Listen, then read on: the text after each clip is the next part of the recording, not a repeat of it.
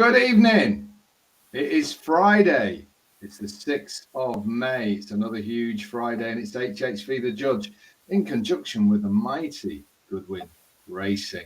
So there he is, Goodwin Racing's finest. It's the Judge, Judge Pottage. How are you doing, mate? Yeah, not too bad. Been a bit of a bad day today, but what can you do? Well, it would be remiss of me not to mention, of course, my huge 14-1 double dipper winner at Ascot. Got that one in there. And, yes. And my nap, my biggest bet of the flat season so far, which was part of the Chester card marker, did the business at 4-1 under Ryan Moore, 9-4. Lovely. That one well, didn't it? He's riding out of his skin at the minute. Out to 4-1 and proving, Judge, that old adage. Drifters win every day. Let's not forget that, ladies and gentlemen. Now, on the opposite of drifters, which is shorteners, if you look at your punting, we tipped a horse last Thursday in our special Guineas preview at 14-1. What price did it go off, Judge? 11-2. 11-2, and no one told the horse it was the subject of asking HH and the Judge gamble. Now, surely a stable as shrewd as Coolmore could at least have whispered in its ear what was going on. Yeah. Lonsdale, whatever. I've tried to block the Point name. Lonsdale, yeah. Point Lonsdale, that's it. Yeah. I don't think he got home, did he? Well, he didn't get home, did he?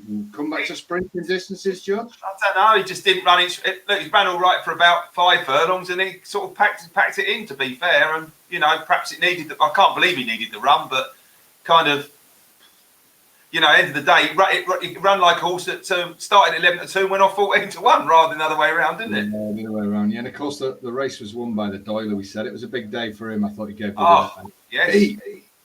And then it was the turn of the girls.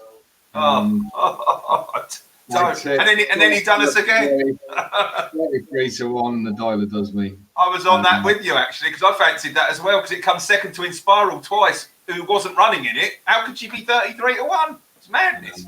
I know, yeah, so near. Yeah. Now we're going to do 2 big races today.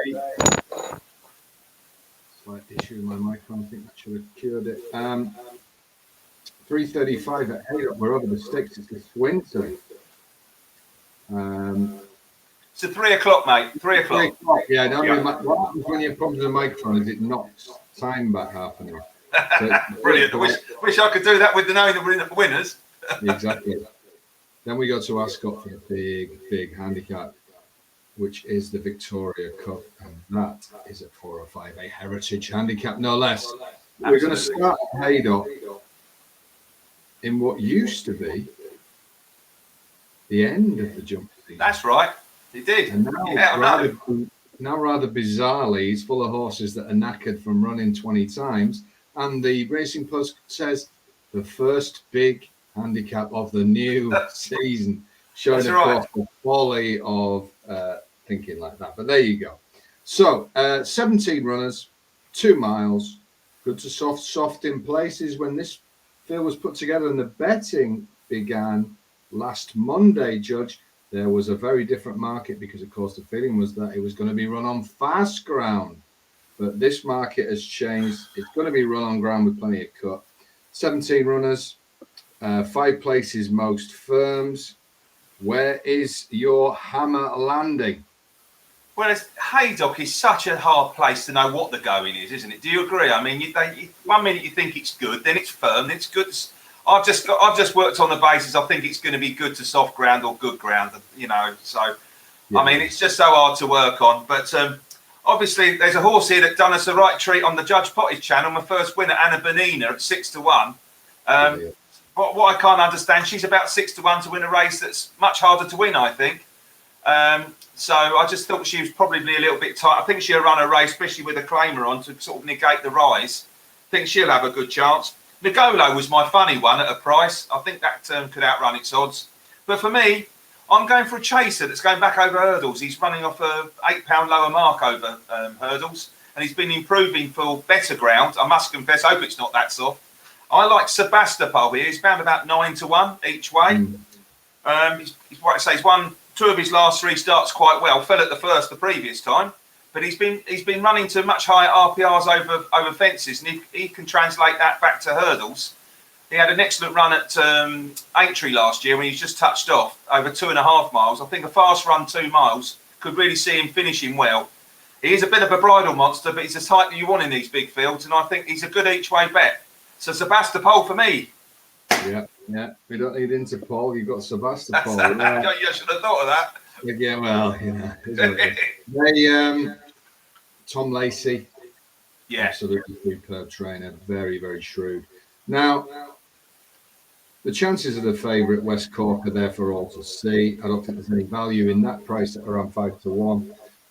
I agree with you on Anna Bonina. I think you're going for the same price for a much harder race. The logic of that escapes me there. Severance is often well backed, very rarely wins, and should avoid horses like that. There's a horse here who's kicked me where it hurts a few times by beating me, but I just keep coming back to him. I think he's got a bit of pace. I think he's got a bit of class, and I do not think he will mind any cut in the ground at all. He ran well in the county hurdle, which is several steps above this. It's not super shrewd because his form's all to see. However, he turns up at all the top dances and runs his race. I would be stupid to say that he's got anything in hand from the handicap, and I'm not saying that. But number 4, Cormier, trained by Brian Allison, who is a great target trainer, ridden by the most improved jumps jockey there is Mr. J. Burke. And I think 11-1, when you got 5 places, I can't see how he's not going to be banged there after the last tier, Judge. And it would not surprise me at all if he won his 3rd big handicap hurdle of the season. I'm hearing positive vibes coming from that Molten Mafia that this is flying at home. I think he's way too big. I'd quite happily. I think overall he's got better form than Anna Barina, and he isn't giving her that much weight, and he's getting weight from your Sebastopol. So for me, it's Cormier all the way. I think he's the bet in the race. I'd much rather be on him at double the odds of West Cork, knowing that a profit will be made if he's in the 5. So for me, it's Cormier. The judge is on Sebastopol, who comes back from chasing. Can he convert that form to hurdles? If he can, then he's a major player in the Swinton, the first big race of the new jumps. I know everybody's laughing at that. All right, it's the last one, really, isn't it? We're still a couple of old fossils, can't you? Yeah, exactly. Brave New World and all that. Right, let's go to Ascot, my home gaff, 4:05. I won't be there tomorrow, I'm afraid, Judge, because I'll be in Newmarket. And again, you are one of the owners of the No More Syndicate. And what I can announce, as all the owners have been informed, is we are highly likely to be making our debut in the next 2 weeks. So if you're not involved, get involved. The judge is going to be there. I'm going to be there. Don't let either of those things put you off. It's still going to be a lot of fun. So get yourself there. I'll be in Newmarket tomorrow with some new owners and doing some videos. So I'm really looking forward to that. But I shall be finding one of these Newmarket pubs purely for research where they have the screens, show the racing. I'll pop in at around 4:03 and catch this. Might have a quick half before I go for the train and watch the 4:05, the Victoria Cup. 28 runners, ladies and gentlemen. Now, I can see 6 places. I can see 5. I can see 7. I can see 8. I mean, you know, one of those races where you've got to be at least 5, isn't it? Surely 6 in places, Yeah. It is what it is. It's a fiendishly tough race. It's over 7 furlongs. Ascot is one of Holden's golden form tracks. I believe you've got to really start narrowing it down. Of course, you could get a first-time winner. You could get a horse that takes to Ascot. But I concentrate on asking horses to do what they've already shown me they can do, Judge, and I'm narrowing this down to horses that have run well at this track. The mighty Accidental Agent, AJ, he heads the weights. George Dobie takes 3 off. I fear it won't be enough, but he did come back to winning ways in good style last time, and he will run his race. What a servant he's been for the Johnson Houghton team. We then get those boys in blue with 2 runners, 1 ruler of Path and Path of Thunder. Now, the interesting thing is the way this stable are going at the moment, you would be foolish to rule out anything they run. Even the stable cap was quoted at 33s by a couple of times. But I'm not going there. I'm going much further down, and the horse I am going for is ridden by young Hector Crouch. And my screen has just gone off here, but just keep going. I've always liked Hector Crouch. Let me tell you a few stories about Hector Crouch. Oh, no, no, come back on. Star of Orion, by any chance? It's number 9, Star of Orion. Now, Rafe Beckett was foiled with all the HFC money on at 33 to 1. I think he can gain some recompensation here, compensation as well as recompensation. This one's won here. It loves decent ground. It's going to get it tomorrow. Last seen 189 days ago at Newmarket. I don't think the horse is anywhere near as good at Newmarket as he's good here. And I would suggest to you his runs away from Ascot are really sighters to bring him back here. I think Star of Orion is going to be bang there. I could not believe when I saw firms offering 22 to 1, and there's several of them doing it. I would not have this horse at above 14. The way I've priced this race up. So I am, given that Beckett has hit some form, including in the Classic, I see no reason at all why he would not have got this horse fully wound up for its debut. Good, and I am all over this one at 22 to 1. Right, over to you. Well, this is a race and a half, isn't it? I do love these races. I will say today, I don't know what you thought. It looked like you wanted to be more far side than stand side. They probably, you know, whether they stick some water on overnight and you've got to be this side later on, I don't know. But I would prefer to be sort of low to middle rather than high, looking at what happened today. So, like you say, I do think you've got to be with horses that have got Ascot form here. And you see it time and time again. And I'm going to mention my main selection here, I'm going to mention in a minute, is tied in a couple of times with horses that have come first and second twice. But I've just got a couple of outsiders here. I do want to give a honourable mention to. I thought Eagle's Weight is a funny one, about 40-50 to 1. He came second in this race last year behind River Nymph. And the other one who I did mention on this last time was Alfred Orban, back at 7 furlongs. He's very interesting. He's got a bit of an outside chance at 33s, but I'm going to keep the bet fresh. I like fresh here. It's got Ascot form, lovely pipe opener on the all-weather. Him and another horse, Chief of Chiefs, come second and third. At Kempton last time out. Both run really nice races for this. Both look like they've been lined up for this particular race, and both have, like I say, Ascot form.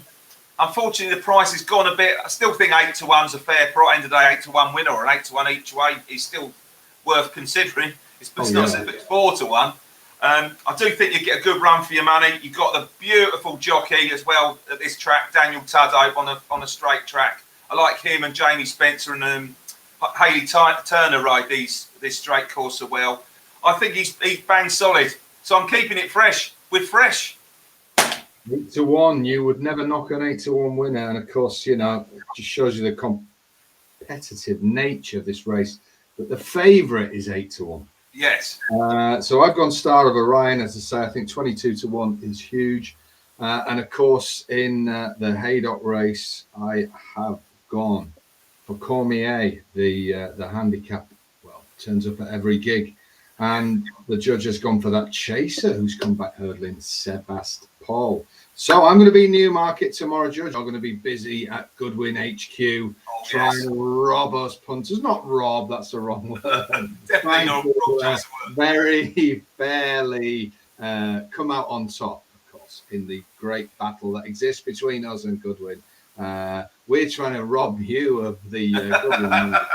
It'll be I could see my sponsorship deal waving out the window there.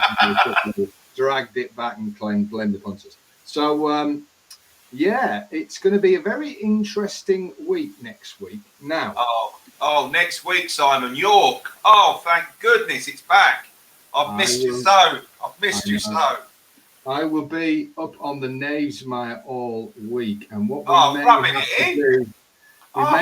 we may have to customise when we do it. Now, I'm not suggesting that I'll have had a few too many on Friday or anything like that, because that's just unacceptable and is not the case. However, I foresee internet problems in the hotel around about 7 o'clock. But there will be an HV the judge at some stage next week for a big Okay, race mate. on Saturday. So tomorrow we've got the Derby and Oaks trials at Lingfield. We've got this brilliant meeting at Ascot, and we've got a mixed card at Haydock. Now, I don't mean mixed as is some is good and some is rubbish. I mean and jumps. So if you can't enjoy tomorrow, then really you should think about Tiddlywink seriously. So, Judge, have a great weekend, and I shall see you at some stage live from the Knavesmire.